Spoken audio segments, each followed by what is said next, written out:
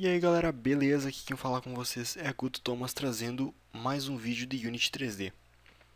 Bom, nem vale a pena falar que faz tempo que eu não gravo vídeo, é verdade. Eu tenho algumas outras coisas para fazer agora, mas eu queria muito estar gravando vídeos para o YouTube e por isso que eu decidi continuar no meu canal.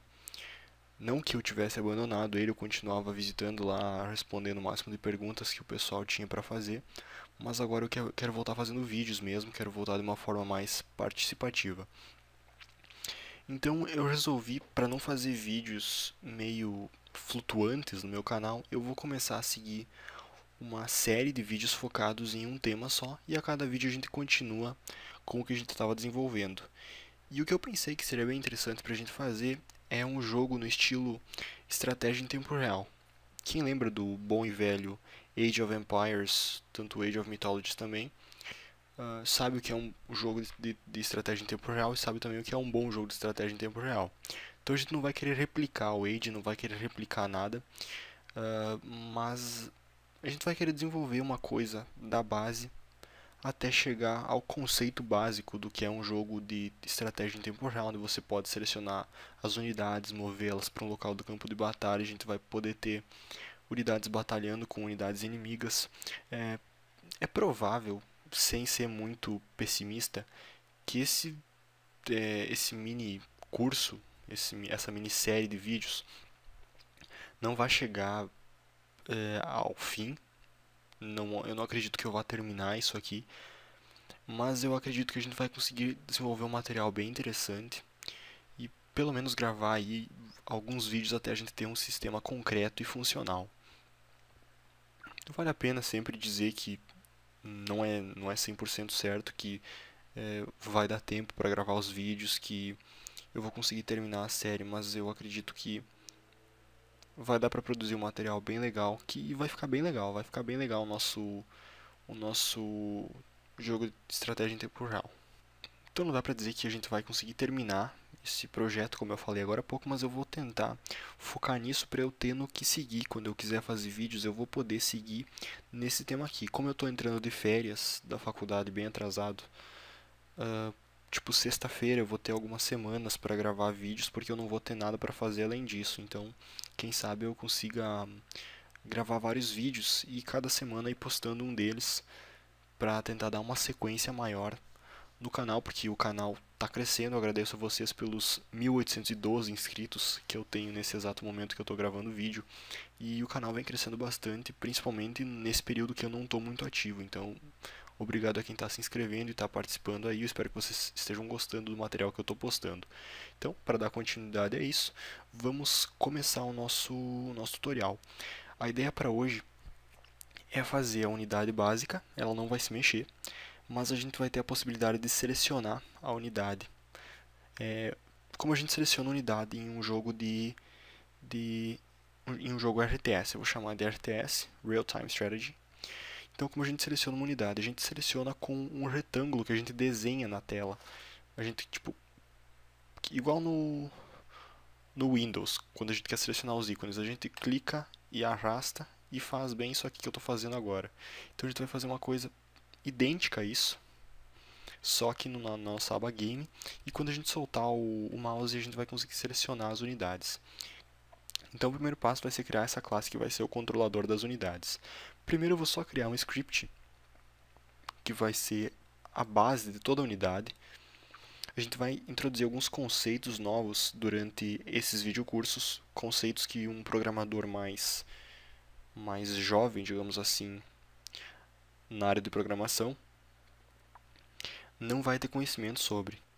Por exemplo, herança de classes, funções virtuais, propriedades. Então, se vocês puderem, se vocês tiverem também curiosidade, vão pesquisando já sobre esses temas, porque eles vão ser bem postos à prova nesses vídeos, porque o que eu vejo que é fundamental quando a gente quer programar um projeto grande é não precisar reescrever muito código, é conseguir montar uma base sólida para o nosso código e tentar aproveitar ao máximo possível os scripts que a gente tem, as linhas que a gente tem, a programação que a gente fez até o momento. Então, é por isso que a gente vai usar bastante dessas propriedades que, apesar de serem propriedades mais complexas, para quem está começando na programação, espero que não seja o seu caso, porque tem vários vídeos de introdução que eu fiz também, então eu aconselho que você veja eles primeiro antes de começar nessa série, que vai ser uma série um pouco mais avançada.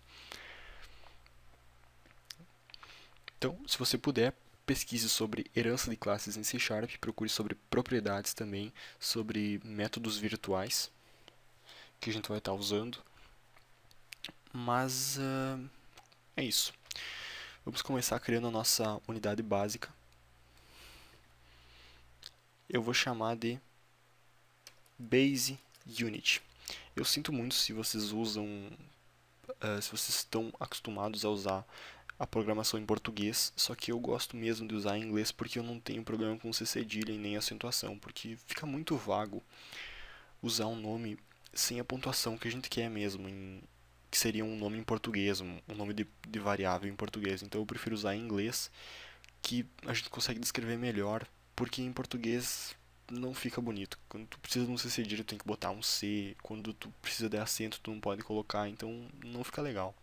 Então eu costumo traduzir os nomes à medida que eu vou programando. Me perdoe se você tem um bom nível de inglês e sabe o que eu vou traduzir. Não estou querendo te afetar de nenhuma forma fazendo isso, mas eu não sei quem está assistindo, então só para deixar essa pessoa mais a par da situação, eu procuro traduzir os nomes, porque essa pessoa pode traduzir os nomes para o português se estiver programando em português. Então essa aqui vai ser a nossa classe básica, Base Unit. Toda classe, toda unidade, seja um aldeão, seja um soldado, vai derivar dessa Base Unit. Por isso que eu estou falando para vocês, pesquisem sobre herança de classes, porque é isso que a gente vai estar usando nas classes de aldeão, nas classes de soldado.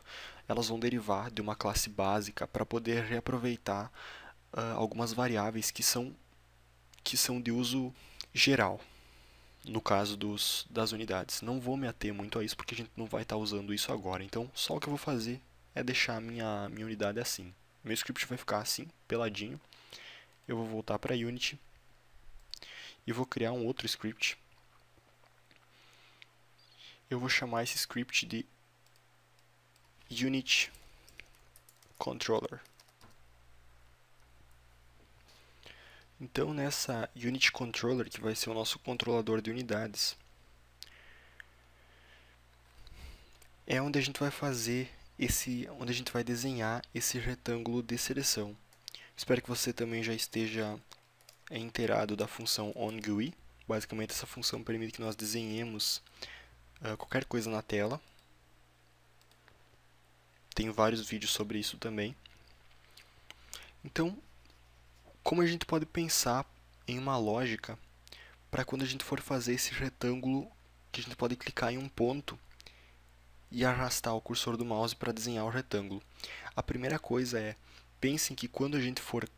Eu vou voltar para a Unity aqui só para poder demonstrar melhor. Quando eu clicar, eu preciso armazenar a posição onde eu cliquei, porque eu preciso ter essa posição sempre em mente, porque é a partir dela que eu estou desenhando o meu retângulo. Então vocês podem ver que essa posição inicial ela nunca muda, então eu vou precisar armazenar essa posição.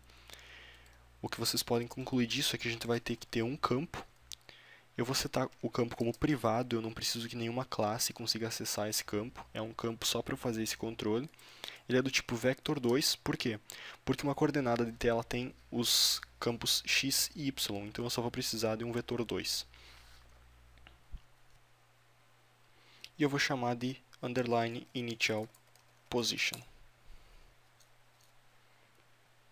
Quando a Unity receber o evento de que o mouse foi clicado, eu quero armazenar a posição do mouse nessa variável, no momento em que a Unity receber esse evento de clique. Então eu faço o seguinte, if input.getButtonDown, meu botão é o Fire1, esse é o botão de clique normal. Então quando a Unity detectar que esse botão foi clicado, eu vou armazenar um valor nessa posição inicial. Vai ser um novo vetor 2, a gente precisa instanciar sempre uma nova instância, ficou bem redundante isso, mas a gente precisa fazer uma nova instância do vetor 2 quando quiser alterar o valor das coordenadas dele. A gente consegue acessar a posição do mouse em um determinado momento, acessando a classe Input, que é a classe de entrada de dados, selecionando o campo Mouse Position e passando a coordenada que a gente quer armazenar. Como a gente vai estar setando agora a coordenada x do nosso vetor 2, então eu vou acessar a coordenada x da posição do mouse para armazenar. Agora, para o campo y, eu não posso simplesmente fazer isso aqui, input.mousePosition.y. Em tese, seria o correto, só que as coordenadas da interface gráfica e as coordenadas do mouse, elas são invertidas no eixo y. Eu vou só dar um exemplo aqui melhor para vocês não precisam copiar isso, mas eu vou dar um exemplo para vocês poderem perceber do que eu estou falando.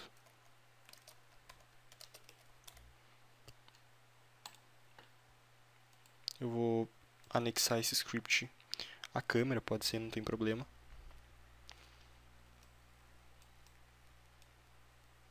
E vou executar o meu projeto. Eu vou clicar. Só vou alterar uma coisa aqui. If input.getButton fica melhor. Assim eu vou poder perceber a caixa que eu setei para ser desenhada, sendo desenhada realmente. Olhem só. Estão vendo que a coordenada y é invertida? Quando eu vou com o mouse para cima, a minha caixa é desenhada embaixo. E quando eu vou para baixo, a minha caixa é desenhada em cima. O eixo x, a gente pode ver que está funcionando correto, mas a coordenada y não está certa. Então, simplesmente o que eu preciso fazer é pegar toda a altura dessa tela e diminuir desse valor a posição atual do mouse. Eu faço isso da seguinte forma. Screen.height, que vai me retornar a altura da tela nesse momento, menos a posição em y do mouse nesse determinado instante. Vocês vão poder perceber que isso aqui vai funcionar. Olha só, agora sim está funcionando correto.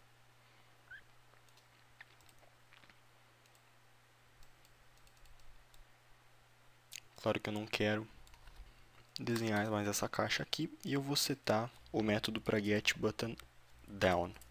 Só quando eu clicar com o botão eu quero armazenar essa posição para que ela fique realmente salva aqui nesse vetor 2.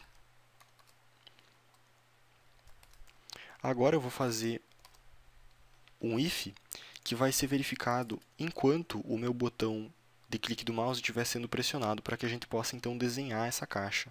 Input.getButton. O botão que eu quero buscar é o Fire1, que é o botão esquerdo do mouse. Agora eu vou precisar novamente armazenar a posição do mouse para eu poder desenhar dessa posição inicial até essa posição final. Então eu vou criar um vetor 2 local. É uma variável que só vai valer para dentro desse if aqui. A gente chama isso de uma variável local. Eu vou chamar de current position, do inglês posição atual. Eu vou criar um novo vetor 2. Ele vai ter os mesmos parâmetros lá de cima, só que a diferença é que aqui a gente vai estar pegando os valores no exato momento. Aqui a gente só está pegando os valores quando o mouse for clicado. Aqui a gente está pegando os valores enquanto o mouse estiver clicado, então é diferente. Agora sim eu posso desenhar uma box. Eu vou instanciar um novo retângulo para desenhar essa box. A posição inicial à esquerda da nossa tela, a quantidade de pixels, é initialPosition.x e em y é initialPosition.y. Para isso que a gente tem essa variável aqui. Agora, a largura desse retângulo, a gente pode pensar como uma distância. Vai ser a distância entre o ponto atual e o ponto inicial.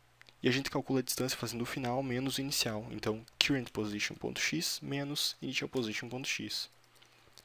E para a altura a mesma coisa. currentPosition.y menos initialPosition.y.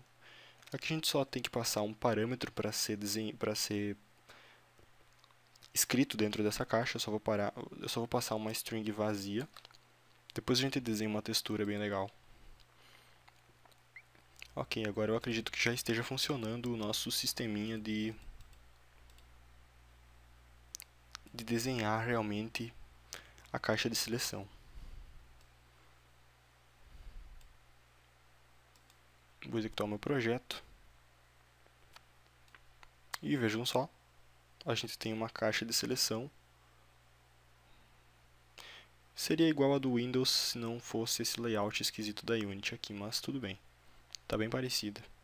A gente tem um bug que quando a gente desenha para trás, quando o ponto inicial é maior do que o ponto final, a gente tem esse bug aqui, mas não vai ser perceptível porque a gente vai estar usando uma textura. Então eu vou até já usar essa textura agora, eu preciso abrir espaço para esse campo, que vai ser a textura que eu vou estar usando. Então precisa ser um campo público, para que ele apareça no inspetor para edição, do tipo textura 2D, e vai ser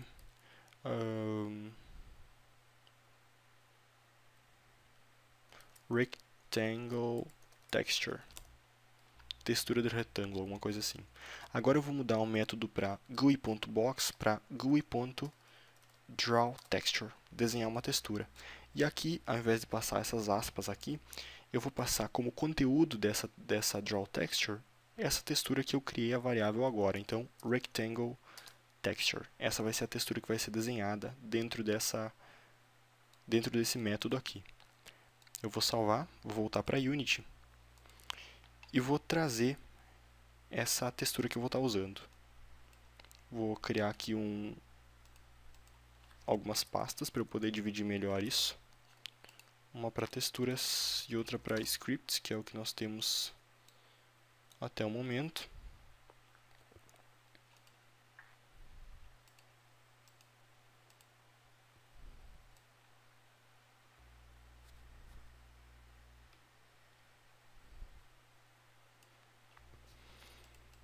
Aqui está a minha textura, eu vou marcar ela como uma textura de interface gráfica, vou aplicar as alterações, ela tem canal alfa que não dá para ver. Eu vou selecionar minha câmera, que é onde o Unity Controller está anexado, e vou arrastar essa imagem na propriedade Rectangle Texture. Agora se eu executo, quando eu desenhar eu consigo ver que eu tenho a textura sendo desenhada e não mais aquela caixa esquisita da Unity.